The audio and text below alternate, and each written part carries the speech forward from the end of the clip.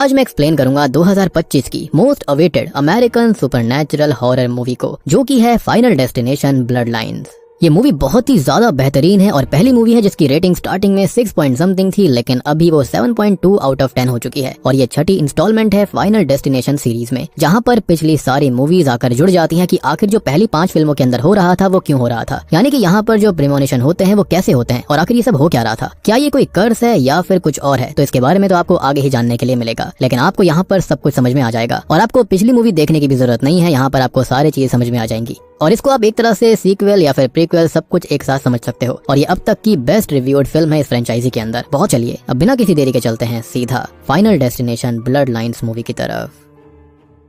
तो मूवी की शुरुआत होती है 1969 में और हम आयरिस और उसके बॉयफ्रेंड पॉल को देखते हैं, जहाँ पर पॉल आज आयरिस को किसी सरप्राइज विजिट के लिए ले जा रहा था। वो उसे लाकर एक जगह खड़ा करता है और उसके ब्लाइंड फोल्ड्स को हटाता है, जिसके बाद अपने सामने वाले नजारे को देखकर आयरिस स्टन्ड रह जाती है, क्योंकि आज पॉल उसे लेकर आया है स्काई व्यू रेस्टोरेंट में, जो कि अभी तक का सबसे लंबा 494 फीट यानी कि 494 फीट टॉल रेस्टोरेंट है, जिसकी आज ही ओपनिंग होने वाली है। अब यहाँ पर पॉल बहुत ही ज्यादा एक्साइटेड है और आयरिस इससे काफी ज्यादा खुश होती है। बस वो थोड़ी सी नर्वस थी, यानी कि इतनी ऊंचाई पर जाना उसे काफी ज्यादा खतरनाक लग रहा था। खैर अब ये लोग अंदर जाते हैं और हम बाहर एक बच्चे को फव्वारे यानी कि फाउंटेन के अंदर कॉइंस डालते हुए देखते हैं, जो कि बहुत ही वियर्ड सी बात थी, जिसको एक गार्ड रोकने लगता है कि वो ऐसा ना करे क्योंकि ये बैड लक लाता है। तो बच्चा इस बात को सुनकर वहां से चला गया था। मीनवाइल आयरिस, कैम्पबेल और पॉल लिफ्ट में जाते हैं, जो कि अभी तक की सबसे लंबी लिफ्ट है, जो कि 9000 टन का वजन सह सकती है। अब यहाँ होटल का स्टाफ काफी ज्यादा खुश और एक्साइटेड हो जाता है और लिफ्ट मैन को देखकर ही हम समझ पाते हैं कि उसकी खुशी का कोई भी ठिकाना नहीं था, क्योंकि सबको बहुत ही ज्यादा खुशी से ग्रीट करते हुए यहाँ की खूबियां बता रहा था। वो आगे ये भी कहता है कि ये जो रेस्टोरेंट है वो अपने निर्धारित समय से 5 महीने पहले ही बनकर तैयार हो गया था, विच एक्सप्लेन्स कि मुझे लगता है कि यहाँ पर ये बहुत ही गड़बड़ वाली बात है। सभी काफी एक्साइटेड होते हैं, खुश होते हैं, एंजॉय कर रहे होते हैं और वो बच्चा भी यहाँ आकर ऊपर स्काई व्यू में जाता है। जाते जाते अब आयरिस को थोड़ा डर लगने लगा था। वो थोड़ी सी घबराने लगती है, मतलब कि उसे अपनी मौत का पुनर्आभास होने लगता है, जो कि डायरेक्ट तो होगा नहीं, लेकिन यहाँ पर उसे कुछ फील हो रहा था काफी अलग सा,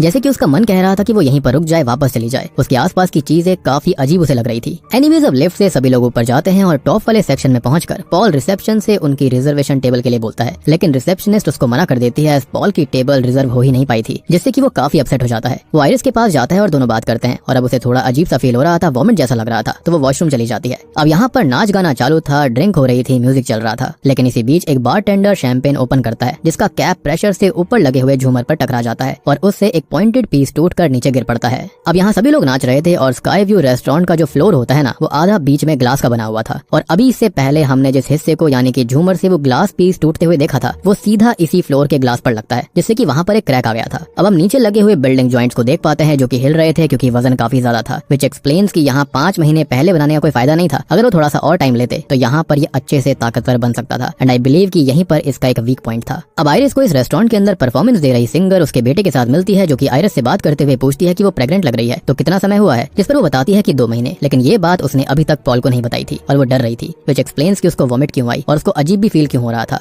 खैर वो लेडी उसे ब्लेसिंग देती है और अपने बेटे के साथ वक्त बिताने लगती है। अब आयरिस वापस पॉल के पास आती है, जो कि उसे ओपन स्पेस में लेकर जाता है और अब वो बातों ही बातों में उसे शादी के लिए प्रपोज कर देता है, जिससे कि वो काफी खुश थी। अब आयरिस फाइनली पॉल को अपनी प्रेगनेंसी के बारे में बताती है, लेकिन जैसा वो एक्सपेक्ट कर रही थी कि वो सुनकर गुस्सा करेगा, ऐसा बिल्कुल नहीं होता। उल्टा वो बहुत ही ज्यादा खुश हो जाता है और वो उसे रिंग पहनाता है, जो कि थोड़ी सी टाइट होती है, लेकिन वो कहती है कि ये सही है। अब यहाँ उसी बच्चे को देख पाते हैं जो कि नीचे कॉइन्स फेंक रहा था, जिसे एक गार्ड रोकता है कि ऐसा बिल्कुल मत करो, इससे कोई खत्म हो सकता है, एज ऊपर से सिक्का किसी पे गिरेगा तो बिल्कुल बुलेट जैसा इंपैक्ट आएगा। ऑब्वियस सी बात है, इतनी ऊंची फ्लोर से छोटी चीज भी ग्रेविटेशनल फोर्स की वजह से काफी ज्यादा खतरनाक हो सकती है। खैर वो बच्चा उसकी बात नहीं मानता और सिक्का फेंकता ही रहता है, जो कि हवा के प्रेशर से वेंट्स में घुस जाता है और एक फैन में अटक जाता है। और आप यहाँ पर ध्यान रखिएगा कि जो सिक्के हैं ना, ये बहुत ही ज्यादा इंपॉर्टेंट है यहाँ पर। खैर यहाँ आयरिस, कैम्पबेल और पॉल बाकी लोगों के साथ नाच रहे थे, जिससे धीरे धीरे वो क्रैक बढ़ता जाता है और वो काफी ज्यादा बड़ा हो चुका था। वहीं दूसरी ओर वो सिक्का फैन से निकलकर एक पाइप में लगकर दूर उछल जाता है और अब यहाँ पर फ्लेमेबल गैस भी लीक हो रही थी। आयरिस और पॉल काफी खुश थे, नाच रहे थे, लेकिन इनके बारे में उसे कोई अंदाजा ही नहीं था। खैर तब भी आयरिस को वहाँ पर आभास होता है, तो वो खुद ही पीछे हटने लगती है और उस ग्लास सेक्शन से दूर हो जाती है, जिसके हटते ही ग्लास सीलिंग टूट गई थी और अब एक साथ कई सारे लोग 494 फीट की ऊंचाई से नीचे गिरने लगते हैं। अब आयरिस पॉल को बचाने की कोशिश करती है, लेकिन वो भी नीचे गिर जाता है और खत्म हो जाता है, यानी कि यहाँ पर कांच टूटने के साथ साथ आयरिस के सपने भी टूट गए थे, चकनाचूर हो गए थे। अब यहाँ वो बिल्डिंग जॉइंट्स भी टूट जाते हैं और दूसरी ओर केओस क्रिएट होने लगता है और वहाँ पर एक लेडी जो होती है उस पर आग लग जाती है, जो कि भाग रही थी, लेकिन एक वेंट के पास वो आती है जहाँ पर वो गैस भी लीक हो रही होती है और अब वहाँ पर भयानक आग फैल गई थी। आयरिस समहाउ खुद को बचाती है और उस सिंगर को अपनी आंखों के सामने जलता देखती है, जो कि खत्म होने से पहले अपने बेटे को एक बॉक्स में रखकर सेव कर देती है। और यही तो माँ बाप करते हैं, अपने बच्चे को बचाना।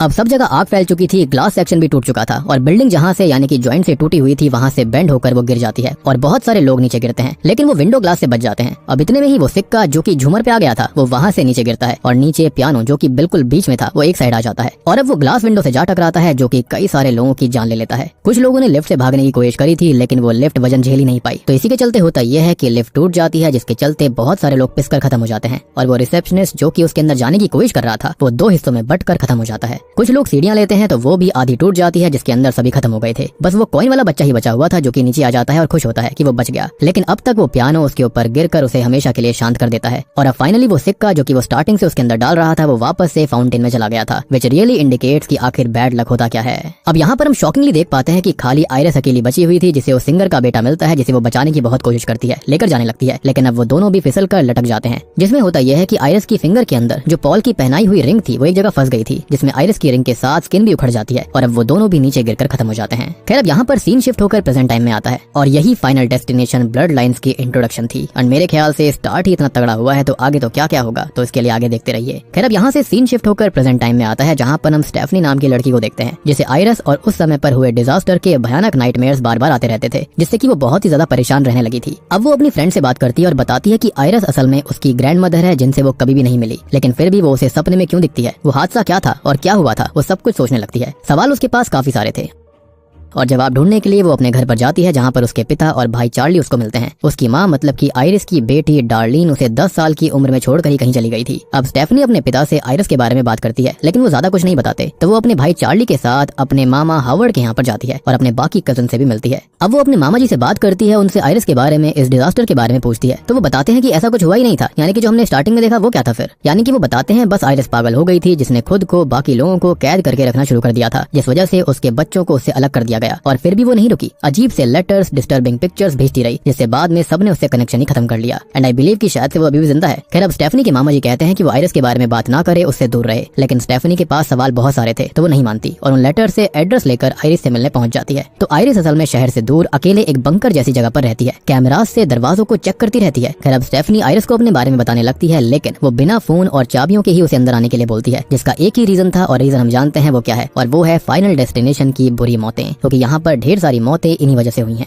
खैर वो दोनों बात करती हैं और आयरिस रिवील करती है कि जो भयानक सपने आज स्टेफनी को आ रहे थे वो असल में उस दिन आयरिस का आभास था, यानी कि शुरुआत में हमको दिखाया गया था वो रियल में नहीं हुआ था बल्कि वो होने वाला था। उसको वो पूरी झलक पहले ही दिख गई थी कि क्या होने वाला है, तो उसने सबको बचा लिया और डेथ को ये बात पसंद नहीं आई। यानी कि यहाँ पर जो एंटिटी है ना ये कुछ और नहीं बल्कि डेथ खुद है, जो कि लोगों को क्लेम करती है। अब जो डेथ है ना उसके हिसाब से वहाँ मौजूद कोई भी पर्सन एग्जिस्ट नहीं करना चाहिए था, तो एक एक करके मौत जो थी वो आगे चलकर सबको क्लेम करने लगी और डेथ ने आयरिस को भी टारगेट बनाने की कोशिश करी, जो कि पॉल को ऑलरेडी खो चुकी थी। लेकिन डेथ का प्लान, उसका तरीका वो सब कुछ समझ गई है। सालों तक उसने रिसर्च करके एक किताब तैयार करी है, यानी कि डेथ लोगों को कैसे मार सकती है, जो कि आयरिस की पूरी ब्लड लाइन को ही खत्म करना चाहती है, एज उसने यहाँ पर चीट किया था डेथ से। और मुझे ऐसा भी लगता है कि शायद से खाली उस दिन आयरिस बचनी चाहिए थी, क्योंकि डेथ ने खाली उसे ही प्रीनोमिनेशन दिखाया था। लेकिन हम इंसानों की आदत होती है कि अगर हमको ऐसा कुछ आभास होता है तो हम सबको बचाने की कोशिश करते हैं, लेकिन आयरिस अकेली बचनी चाहिए थी, लेकिन उसने सबको बचाया, जिसके चलते ही यहाँ पर उसकी ब्लड लाइन के पीछे अब डेथ पड़ी हुई थी। अब स्टेफनी काफी परेशान होकर यहाँ से जाने लगती है, जिसे वो किताब भी देना चाहती थी जिससे कि वो उसकी ब्लड लाइन के लोगों को बचा ले, लेकिन स्टेफनी घर से बाहर निकल जाती है। आयरिस जानती थी कि बाहर जाने पर वो खत्म हो जाएगी, लेकिन स्टेफनी को यकीन दिलाने के लिए वो बाहर आती है और जैसा उसने सोचा था एग्जैक्ट वैसे ही वो खत्म हो जाती है। अब अगले सीन में आयरिस का फ्यूनरल होता है और अब तक डार्लिन भी लौट आई थी,